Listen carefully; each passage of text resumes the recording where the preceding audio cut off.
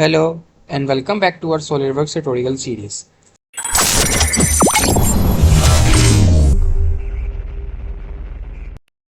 In this lecture we are going to see how to use a Miter Flange feature in sheet metal. Miter Flange feature is very handy tool. We have discussed how to use edge flange. Edge flange is basically limited to the single edge only. We can change the degree of the edge, we can change the height of the edge, but we cannot change the edge in different direction. Like we cannot create two edges at the same time, like shown in the image in the Miter Flange, that uh, edge is going straight, then after some height it is turning to some degree, and then again it is turning to some degree. But if we see edge flange, then we see that there is only a one edge. We can change its direction, height and angle, but we cannot create another edge width from it. So let's start practice and exploring how to use it. By clicking on top plane, clicking on sketch, we have entered the editing mode. Our current units is mmgs, means millimeters. So first let's create a base. I will select the center rectangle. I will click on the center and I will draw a sketch. I will click on dimension and let's say it is a 60 into 80 length of a rectangle. By going to feature extrude base and let's set the direction height of it to 2 mm. No, let's say 1 mm. Okay, here is another twist. You can also do it by going to sheet metal and clicking on base flange tab. So now in the sheet metal tab, you see currently it is not activated. To activate it, I will click on convert to sheet metal and I will select the complete this, and I will keep the thickness of 0.5. I selected this face 0.5. Let's select the thickness to 1 like we have decided, and you see now this has been converted to sheet metal. Now the every other feature is not suppressed. So by clicking on Miter Flange, it is asking for us to select a face. We can also draw a sketch, then click on Miter Flange, and now by clicking on Miter Flange we can select this surface. Let's say we select this. Now the edge type I want to create here, I will draw the sketch of it.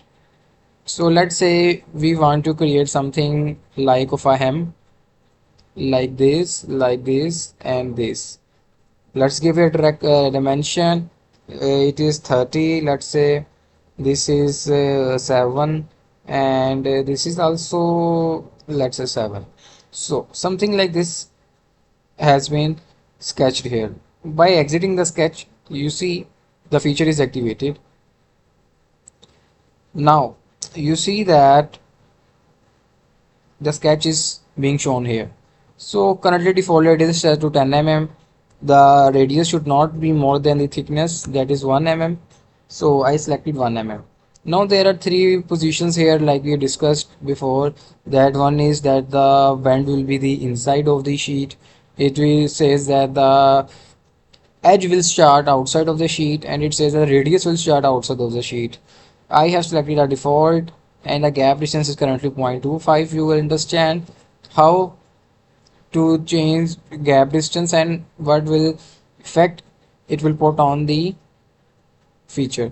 So by clicking on OK, you see this has been created here. Let me just show off this. Now you see something like this has been created here.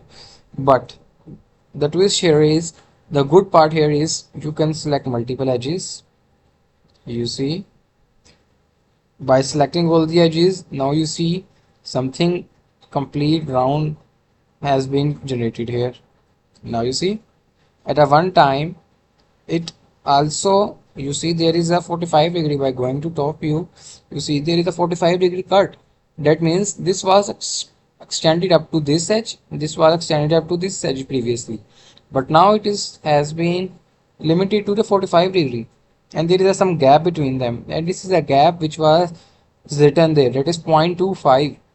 Now it has automatically cut it this part to not intersect with this part, and the distance that between them is 0.25. Let's say I don't want it to 0.25. By going to edge flange, you see, now I select the distance to 0.5. No, let's say 1.5, so that you can see clearly. Now you see there is a very big gap here, so that's the main purpose of it. So gap distance does that. If I select the gap distance to be 0 and click on OK, you see it says that there must be a gap between them. If I should set 0.001 mm, now you see that it has been done. The gap is very small, but there is a gap. We can also set it as we can say it is a tolerance. We can say it depends on the requirement. So that's how it is. Now the second thing here is that we can also use the offset, and we can also do the offset from the end. We can also do the offset from the start. By selecting this, you see that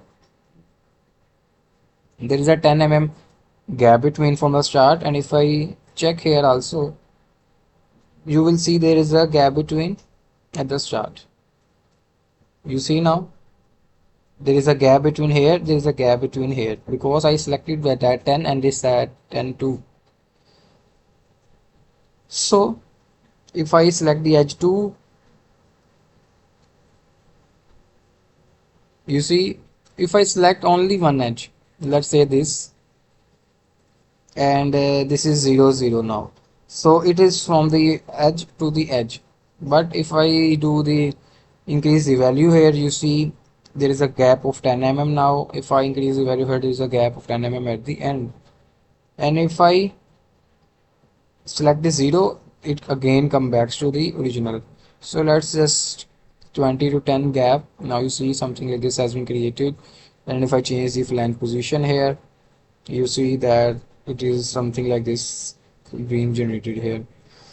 Now if we select the other surfaces, if let's see what happens, you see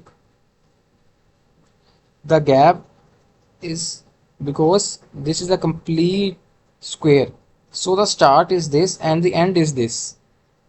It goes from like this and end at this point. So that's why there is a gap of starting offset and this here, and the ending offset 10 here. Okay, now I hope you found this lecture interesting, and follow for more lectures. Thank you so much for watching this video.